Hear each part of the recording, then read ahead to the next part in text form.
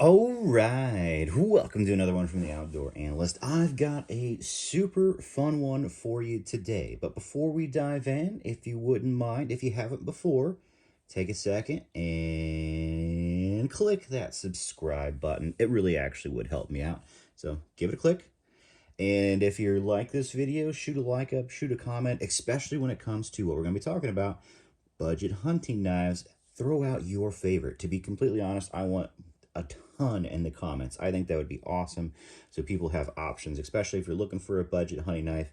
You know, you probably don't have a ton of money and may not be as new into the hobby as a lot of people, and the more options the merrier. Here's one incredible option I found this year thanks to someone in the comments. I don't know if they want me to actually shout them out or not, so I'm just going to say thank you for posting this. I didn't know this knife and this steel existed. We are talking about the Cold Steel Mini Pendleton Hunter in CPM 3V. Holy cow. This knife is from, it's American-made CPM 3V. Then Cold Steel moves it over to Taiwan, which is usually a very expensive thing to do. They have really pricey labor over there, which is good, and they're amazing. They put the Cray X on, ship it back to the US. This is one of the best deals I have found on a hunting knife straight out. It is right now 59 bucks. 59 bucks you can pick up a CPM 3V hunting knife. Now, when I, am dealing with a hunting knife, I live in the Midwest. Generally, what we do here is small game and whitetails. Our whitetails where I'm at are the size of mule deer. That's where it is. It's a beautiful thing. Yes, I'm lucky. The only downside is there's less of them, so it makes it a little more complicated. But when I'm dealing with a field dressing knife, a hunting knife, I actually generally like a 3-inch blade. So what is this? This is a 3-inch blade and a little over 6.5-inch knife all around. So it's a little over 3.5 on the handle. It's 0.13 thick, so it has a decent thick. It tapers down to a nice thin edge, and it has a very thin full flat. But it's CPM 3V, so it's nice and tough. You can nick bones with this and not have any issues. You can just keep on going. And this knife is incredibly comfortable in one grip. Now, I have large to XL size hands, and as you can see, as a hammer grip, this probably isn't going to be too great. Look at my hand. Like, it's bigger than the knife. I have pretty big hands. Can I still hammer grip the knife? Yes, absolutely. I just encompassed the whole thing. Is it meant to do that? No. Is it meant to kind of be in the field dressing? How comfortable is it here? Oh, look at it. Look at that wrap around, lock in perfectly. Where's my finger? Just a little under the edge. Oh, this is excellent. This feels like home. It feels just perfect for getting work done. If you need the handshake grip it does work just fine. The hammer grip, yeah, it's small. I can feel the bird beak getting me. It's not going to be a hammer grip and knife. That's not what this is made for. This isn't a bushcraft knife. This is a hunting knife. And holy cow, is it good. So Cray X, if you haven't ever used this stuff, it's basically rubber. And then there's different versions of like rubbery handles. Falcon even has its own version of this. This is a little softer. And I actually like this stuff in the winter almost better than any other material because it's warm to the touch. So when you actually go out there and it's freaking 20 degrees and you're field dressing Bambi with your bare hands, or maybe just a light thin, a surgical glove, you're cold. And having the majority of the knife be this warm rubber that grabs your body heat super fast is comfortable.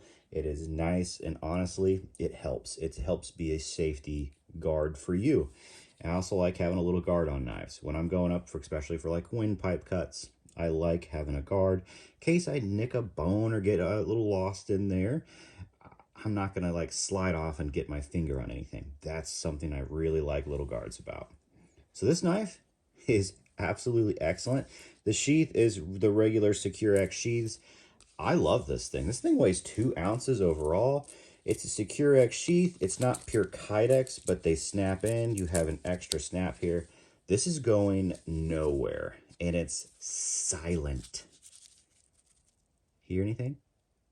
nothing. It's completely silent.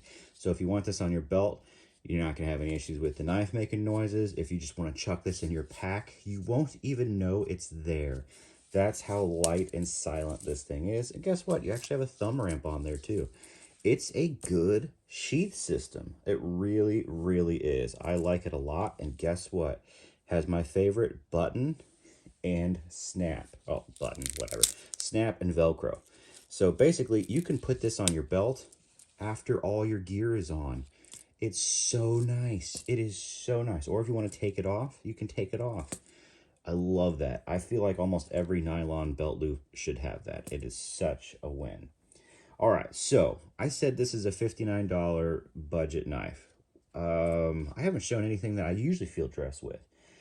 I'm going to show you the first major field dressing knife I ever used, and don't hate.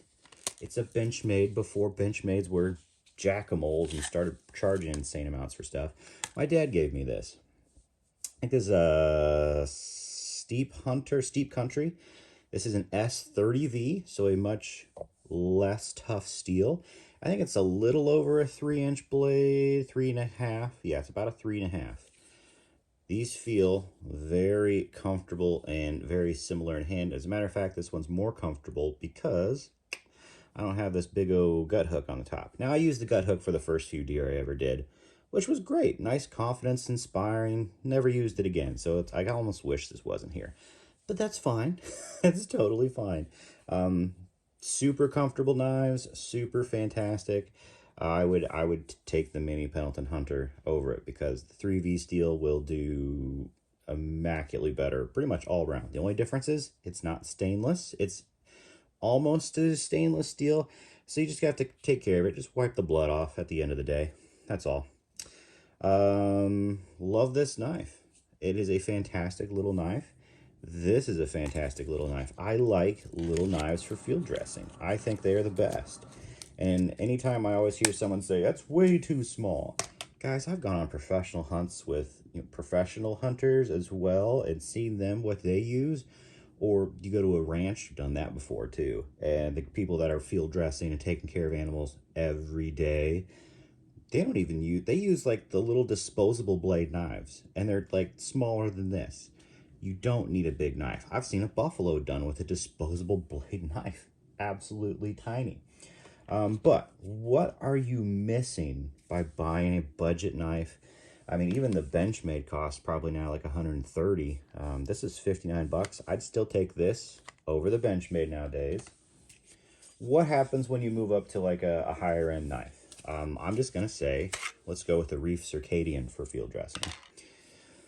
Well, this cost 5 times as much almost. Yeah, somewhere around there. Blade size, almost identical. You get slightly more belly on, I mean, cutting edge wise, at least it's pretty identical. You get more belly on the Circadian. You get a slightly larger knife. You're getting handle wise a little longer, a little thicker, a little more comfortable. Absolutely. The Circadian is a more comfortable field dressing knife.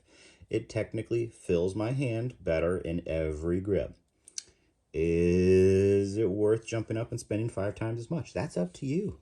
That's absolutely up to you. Steel-wise, they're a little different. You have CPM MagnaCut versus CPM 3V.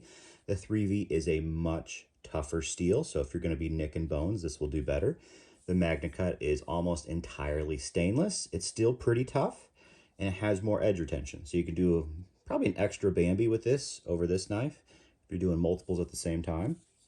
Yeah, there are some benefits to a more expensive knife. Do I think you will have any issues or regret buying the cold steel if that's where you're at? If your budget is 60 bucks, it's not even a question. You're not going to miss this knife. You won't. You will zip up 20 deer before you think, you know what, let's move up to a nicer knife. And maybe you'll even want to come back to this because of how light it is. It's 2 ounces. You don't even feel this thing. You can just process like crazy. It's a beautiful thing. Now, if you are new and you're doing whitetails, bring a saw. Even if it's like a Baco Laplander and you're like, that's a wood saw. Hey, when you're going through bones, these things go through bones just as much as any other bone saw. I actually carry a, oh my gosh, what is it? It's a $10, oh, Fiskars saw. It's my hunting saw. Same exact thing. Works great. Zips through bones like nobody's business. Rib cages perfectly. So there it is. This budget knife is awesome. I don't think you're missing much by moving up to higher end knives because you have one of the most high end steels. That is no joke. This is the top end tough steel for pretty much the whole entire knife industry. I don't know how Cold Steel did this, especially when they're dealing with Taiwan. Taiwan's expensive. This is immaculate. And the fit and finish is pretty good. It's not the best in the world. It's not like a work tough gear finish, but it's darn good. The edge on it is hair popping, but it's not insane. It's 3V. It's tough to get a 3V edge like crazy. But since it is 3V, you'll be using this on a regular sharpener because it's a V edge, and that's a bonus. 3V is not crazy hard to deal with. So if it's a convex with a new Hunter, that makes it much more complicated. This is a V edge. Just go get yourself a $20 workshop kit and you're good to go. So yeah, incredible knife, incredible just hunting tool. If you need a backpacking hunter, this is it. This is 2 ounces. If you just need your first field dressing knife, pick this up. And yeah, even if you have big hands, you're going to be like, man, that's a small knife. You will thank me later as you do multiple deer. You do not need a large knife. Matter of fact, the smaller knife, the more controlled you can be, especially when it's not super tall. If you're doing whitetail back end cuts, you're going to be super happy. Plus, if you're doing like small game squirrels, big knives are just get in the way. A small knife like this is excellent for pantsing squirrels, for pantsing rabbits. This is just an awesome setup. Small in this area is a win. Most real super high-end hunters that I've met, and I don't know everybody, goodness gracious, that's for darn sure, they use a very small knife. Or you can go and do the Scandinavian way and use an axe. But guess what? Even the axe blade is actually not too much bigger than this. So no, I don't think I could process with that. I just don't have those skills. I would need a lot of time with somebody who knows what they're doing to watch what they're doing. But anyway, awesome knife. Go get one. Has my 2 thumbs of approval. I just can't believe it's that inexpensive. Yeah, it's such a win. So have a wonderful day, and go hunting. Just go hunting. Small game season. It's, if it's the weekend, take a couple hours out. Wake up before everybody else. Go hunting. It's worth it.